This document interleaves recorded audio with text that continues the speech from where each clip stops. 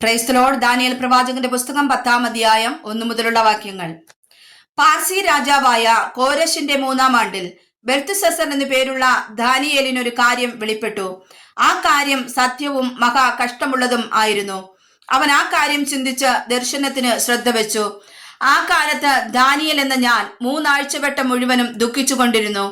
3 ആഴ്ചവട്ടം മുഴുവനും കഴിയുവോളം ഞാൻ സ്വാദുഭോജനം ഭക്ഷിക്കുകയോ മാംസവും വീഞ്ഞും ആസ്വദിക്കുകയോ ചെയ്തിട്ടില്ല, എണ്ണ തേച്ചിട്ടുമില്ല. എന്നാൽ 1-ാം മാസം 24-ാം തീയതി ഞാൻ ഹിത്തേക്കൽ എന്ന മഹാനദീതീരത്തിരിക്കയിൽ തലപൊക്കി നോക്കിയപ്പോൾ ക്ഷണവസ്ത്രം ധരിച്ചും അരയ്ക്ക് ഊഫാസ്തംഗം കൊണ്ടുള്ള കച്ചകെട്ടിയും ഇരിക്കുന്ന ഒരു പുരുഷനെ കണ്ടു.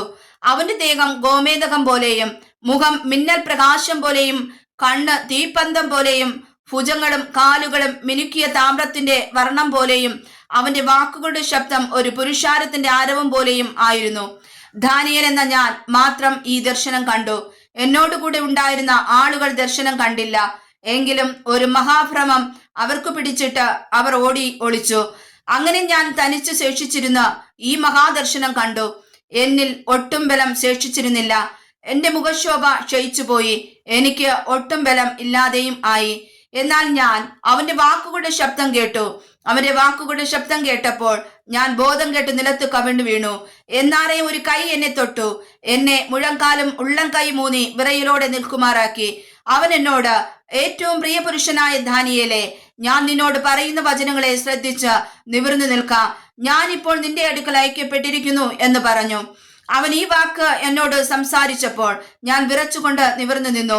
അവൻ എന്നോട് പറഞ്ഞത്, ദാനിയേലേ, ഭയപ്പെടേണ്ട. നീ തിരിച്ചറിയേണ്ടതിന് നിന്റെ ദൈവത്തിന്റെ മുമ്പാകെ നിന്നെ തന്നെ താഴ്ത്തേണ്ടതിനും മനസ്സുവെച്ച ആദ്യ ദിവസം മുതൽ നിന്റെ വാക്ക് കേട്ടിരിക്കുന്നു. നിന്റെ വാക്ക് ഹേതുവായി തന്നെ ഞാൻ വന്നിരിക്കുന്നു. പാർസി രാജ്യത്തിന്റെ പ്രഭു 21 ദിവസം എന്നോട് എതിർത്തു നിന്നു. എങ്കിലും പ്രധാന പ്രഭുക്കന്മാരിൽ ഒരുത്തനായ മീഖായേൽ എന്നെ സഹായിപ്പാൻ വന്നു. അവനെ ഞാൻ പാർസി രാജാക്കന്മാരോട് കൂടെ അവിടെ വിട്ടേച്ച് നിന്റെ ജനത്തിന് ഭാവി കാലത്ത് സംഭവിപ്പാനുള്ളത് നിന്നെ ഗ്രഹിപ്പിക്കേണ്ടതിന് ഇപ്പോൾ വന്നിരിക്കുന്നു. ദർശനം ഇനിയും ബഹുകാലത്തേക്കുള്ളതാകുന്നു. അവൻ ഈ വാക്കുകളെ എന്നോട് സംസാരിക്കുമ്പോൾ ഞാൻ മുഖം കുനിച്ച് ഊമനായിരുന്നു.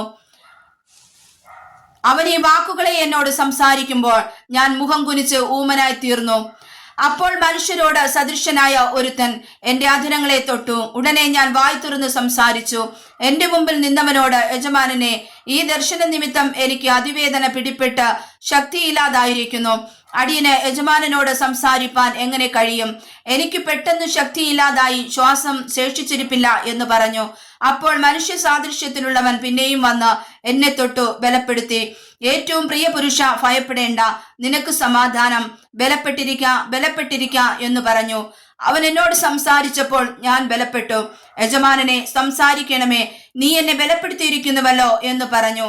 അതിനവൻ എന്നോട് പറഞ്ഞത്, ഞാൻ നിന്റെ അടുക്കൽ വന്നിരിക്കുന്നത് എന്തിനെന്ന് നീ അറിയുന്നുവോ? ഞാനിപ്പോൾ പാർസി പ്രഭുവിനോട് യുദ്ധം ചെയ്യുവാൻ മടങ്ങിപ്പോകും. ഞാൻ പുറപ്പെട്ട ശേഷമോ യവന പ്രഭു വരും. എന്നാൽ സത്യഗ്രന്ഥത്തിൽ എഴുതിയിരിക്കുന്നത് ഞാൻ നിന്നെ അറിയിക്കാം. നിങ്ങളുടെ പ്രഭുവായ മീഖായേൽ അല്ലാതെ ഈ കാര്യങ്ങളിൽ എന്നോട് കൂടെ ഉറച്ചു നിൽക്കുന്നവൻ ആരും ഇല്ല. വായിച്ചതായ തിരുവചനങ്ങളാൽ കർത്താവ് നമ്മേവരെയും അനുഗ്രഹിക്കുമാറാകട്ടെ. ആമേൻ.